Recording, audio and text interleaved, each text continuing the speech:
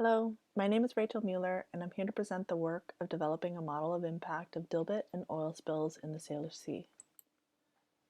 The Salish Sea is a semi-enclosed body of water that is shown in the satellite image on the left. Most of the salt water and nutrients in this estuary is brought in through the Strait of Juan de Fuca, and most of the fresh water is delivered by the Fraser River, which is shown here as a sediment-rich plume.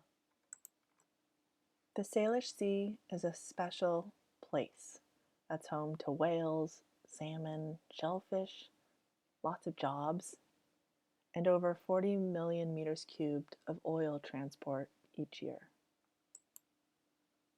My supervisor, Susan Allen, created a team with Stephanie Chang and Haibo Niu to use an interdisciplinary approach to assess oil spill impacts in this region in order to help support prevention, preparation, and planning. I want to acknowledge our universities, the University of British Columbia, where I work, and Dalhousie University, where Haibo Niu and his team work, as well as Compute Canada for supporting the computing efforts of this research. Last but not least, a profound thanks to MEOPAR for their funding support. As you can see, there have been lots of students involved on this project, and I would like to introduce you to a few of them. I would like to start by acknowledging the work of Stephanie Chang's group in Stakeholder Engagement. Representatives who work in oil spill prevention, preparation, response, and restoration all came together to help provide us with information of what they most need and how that information can best be represented for their needs. Each star here represents a different person from one of these agencies. And it was a combined effort by Christopher Orzinski, Lenny Vespasiani, Raya Rodolo, and Cameron Power to both facilitate the workshop and then provide follow-up interviews and analyze those interviews to help us understand that the three main needs are to better understand the amount and type of oil on shore, the type of oil in the water, and then the rate of spreading. I would also like to introduce to you Xiaomei Zhang of Haibo Niu's group. She's developing a model to represent oil mineral aggregation and separation.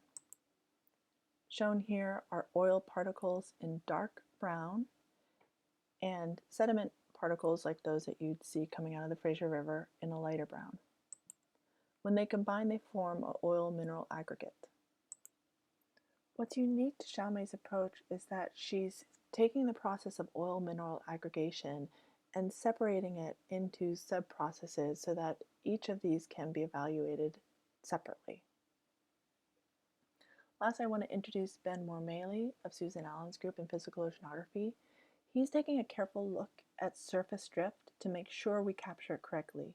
Here I'm showing a surface drifter observation by Rich Palowitz compared to model results both with and without wind drift to show that wind drift can make a significant difference.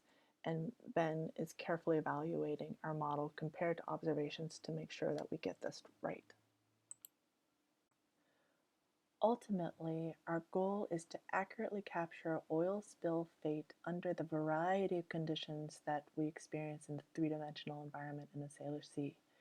Here I'm showing a cross-section of salinity running from the Strait of Juan de Fuca through Johnston Strait, just showing some of the variations that happen in our three-dimensional space. Of course, ocean conditions aren't the only things varying in space. Here I show transfer data from the Department of Ecology for the Washington oil terminals, showing that more bunker C oil is transferred to and from marine terminals in the south of Washington State's Salish Sea than in the north, where more crude is transferred to and from. We're combining this data with ship track data. Here I'm showing vessel tracks joined by Casey Hilliard and plotted up by Cameron Power. And we're using this to create vessel time exposure maps that then help us select locations to spill oil. This is a preliminary map of spill volumes and locations for bunker C and diesel, moving towards a Monte Carlo approach for assessing impacts. Thank you for your time, and please email me if you have any questions.